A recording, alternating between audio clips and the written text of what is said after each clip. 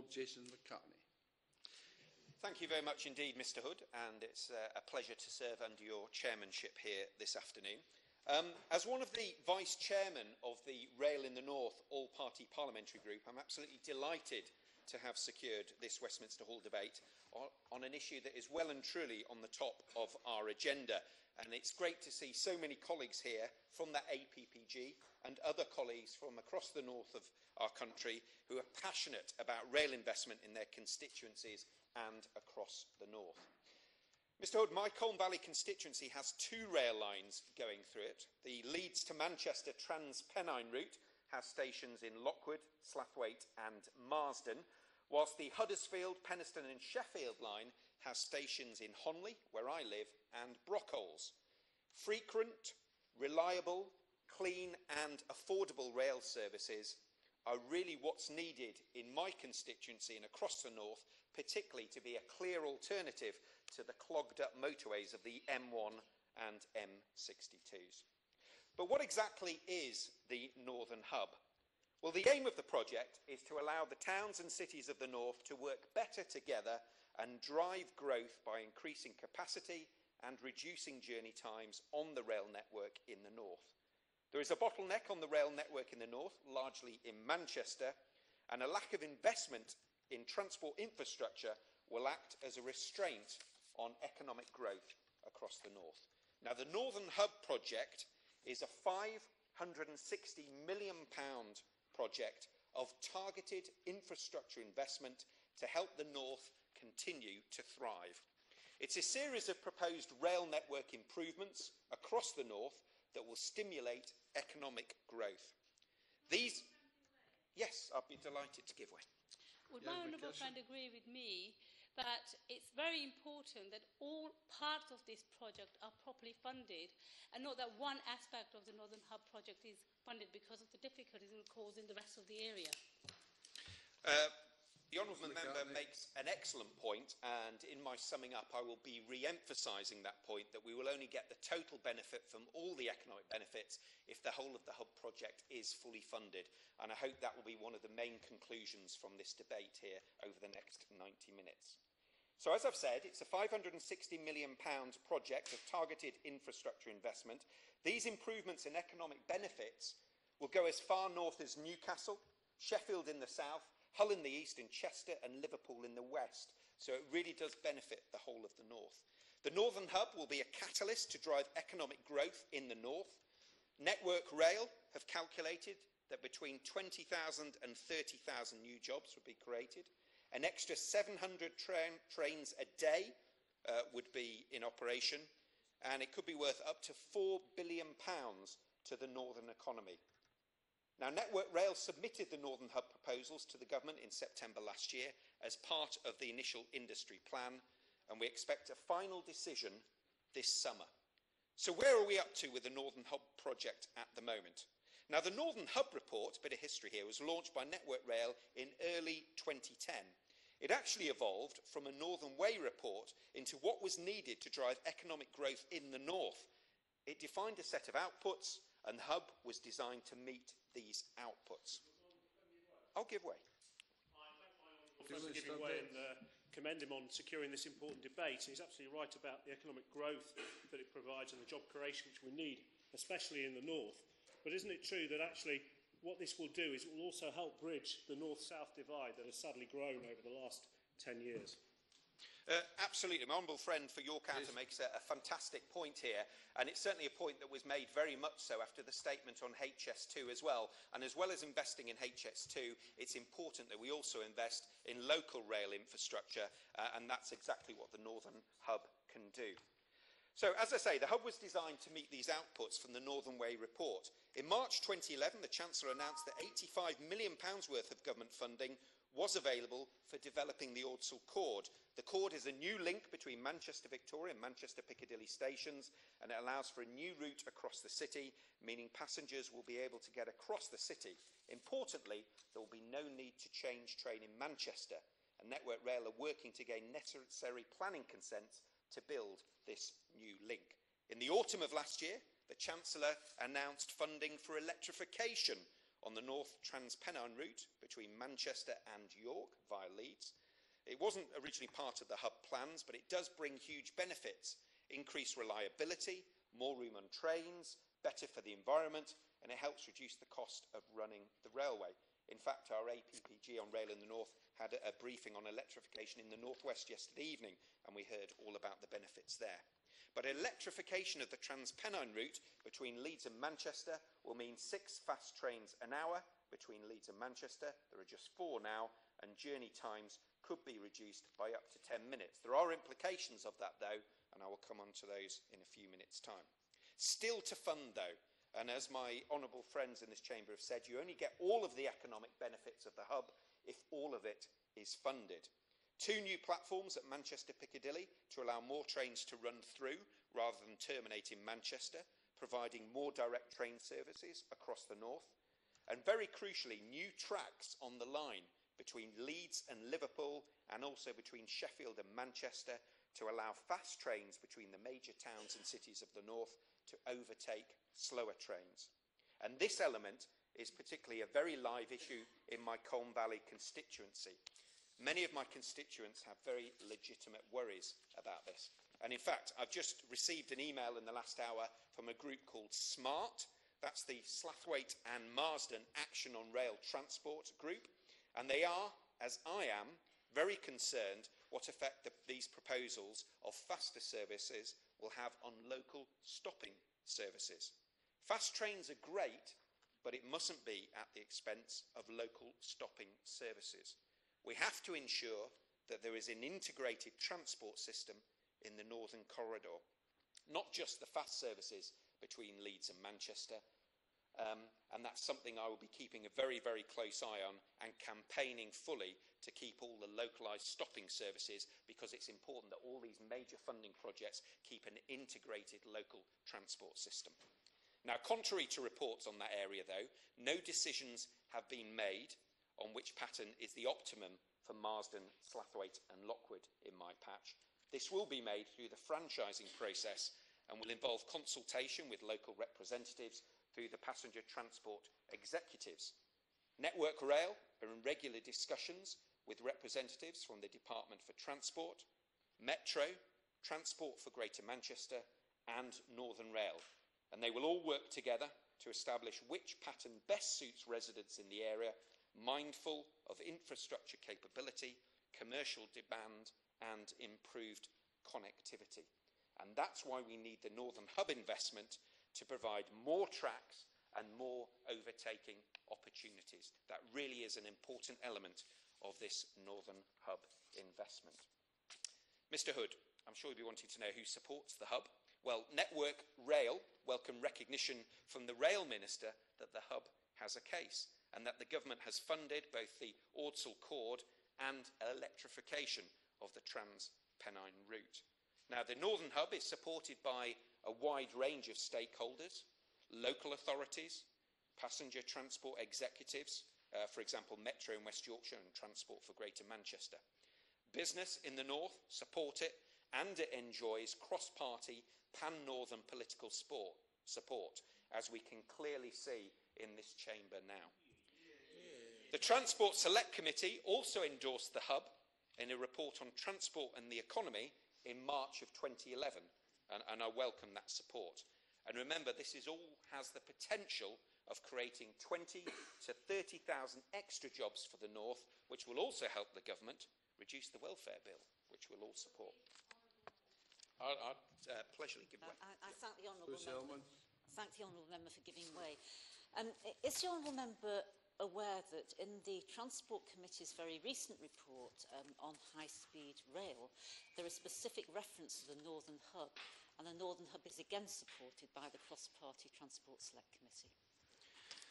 Yes, I'd like to thank the honourable member for mentioning that, and it was something which we were talking about in the all-party group last night. She brings much expertise and knowledge on the Select Committee area, and that's something which I think will be examined and explored during the course of this debate.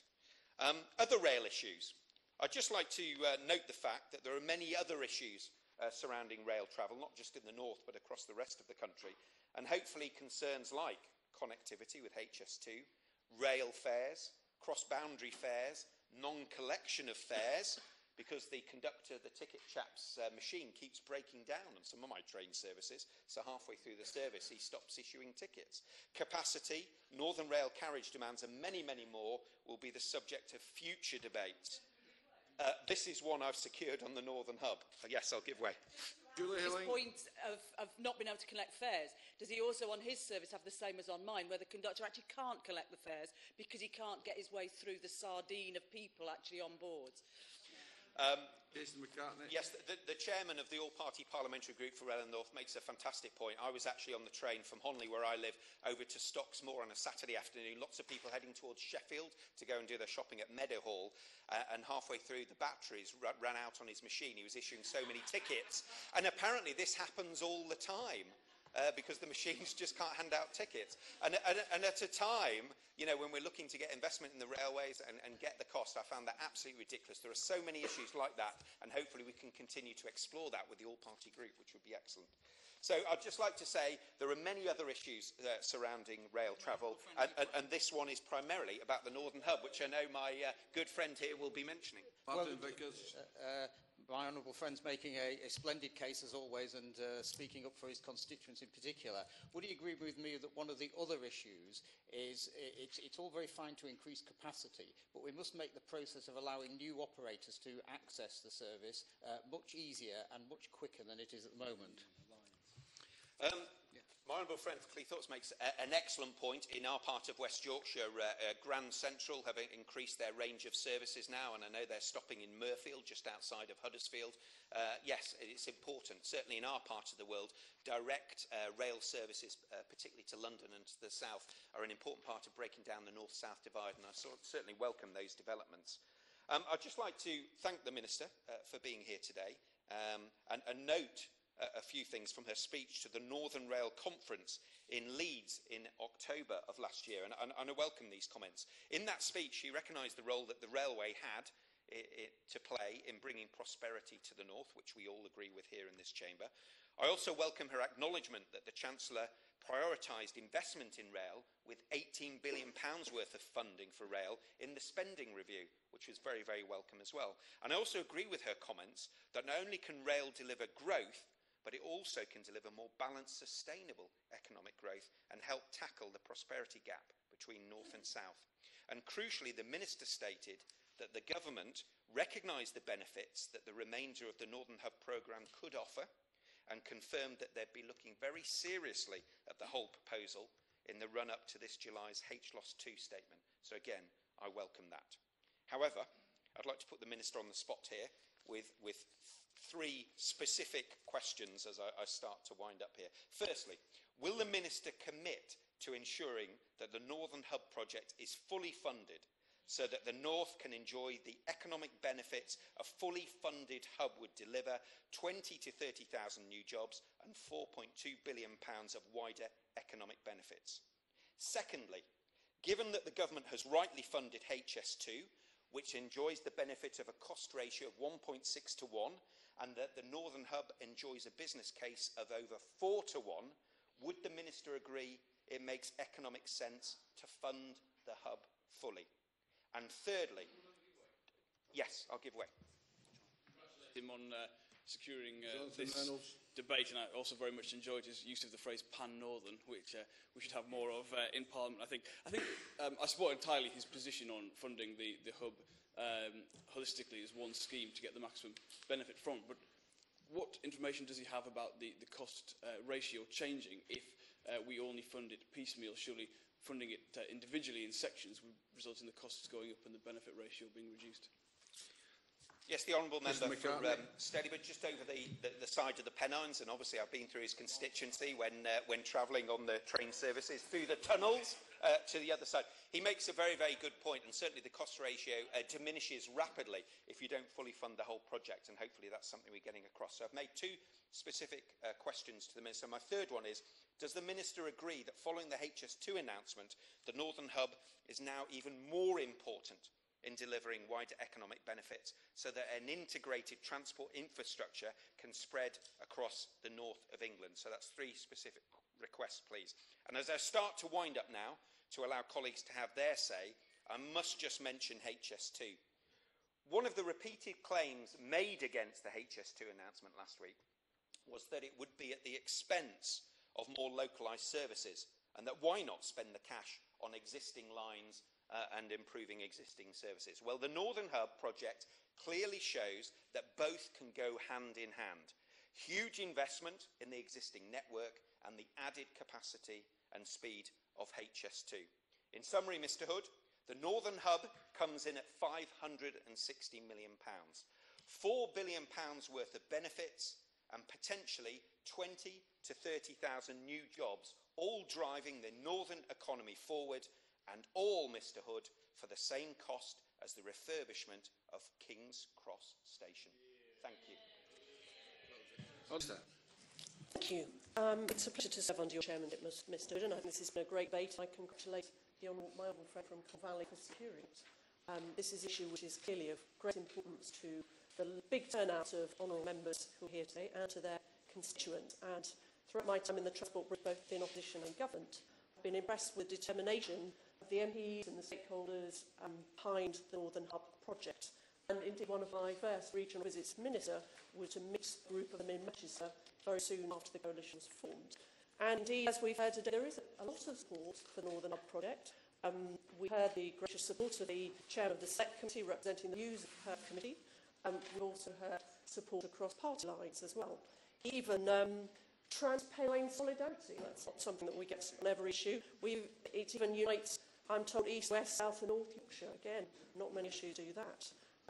And last but not least, the Honourable Member for Southport commented on how dramatic it was that it had actually united Liverpool and Manchester in support. I really commend the evidence-based approach that those behind the Northern Hub project have taken in pressing the case for the Hub and for improvements in transport and rail in the North generally. And many honourable members have emphasised the importance of finding ways to bridge the prosperity gap between North and South, and I completely agree that improving our transport infrastructure is an important way to achieve that goal. The government fully appreciates the economic benefits that improving our transport system can generate. As many honourable members have emphasised today, my friend from Cornwall Valley, the member for Ackley and Broughton, the honourable member for Hexham, to name but a few, and we recognise the economic benefits that can be generated by investing in the North specifically as well. And that's why we have placed a priority on improving the rail network, even when budgets are severely limited by the pressing need to deal with the deficit. So as well as going ahead with the high-speed rail network, we've also embarked on what is probably the biggest programme of rail improvements since the Victorian era. These ambitious plans do include a number of major projects in North England, many of whom have been mentioned and welcomed today, not least new stations at Kirkdale Forge and Appley Bridge, highlighted by my honourable friend Puddy. But also, our programme does include important elements of the Northern Hub project. As we heard from a friend from Cornwall Valley and others, the Ulster Hall is going ahead. This new stretch of railway linking Victoria and Piccadilly to Manchester's business station has been talked about since the 1960s, I'm told, and will deliver benefit to the whole of North England by substantially reducing journey times between Liverpool and Leeds. And the electrification of the North Transpennine route between Manchester and Leeds through to York and the East Coast Line will also deliver important benefits. Strictly speaking, it wasn't part of the original Northern Hub scheme, but it was prioritised by the rail industry in their initial plan, which they drew up recently. And the combined effect of North Transpennine electrification, the Walsall Hall, and line speed improvements already part of the CP4 programme will see journey time between Liverpool and Newcastle up by as much as 45 minutes. So these programmes are already starting to provide the sort of improved connectivity within the region, twin cities of the north of England, which very many honourable members today have rightly highlighted as crucial if the economy in the north is to flourish. The honourable member for Penistone and Stockbridge, my honourable friend from Pudsey, my honourable friend from Milton Keynes South, all emphasise this point. And these improvements will also promote the sort of modal shift that a number of honourable members have highlighted as important today.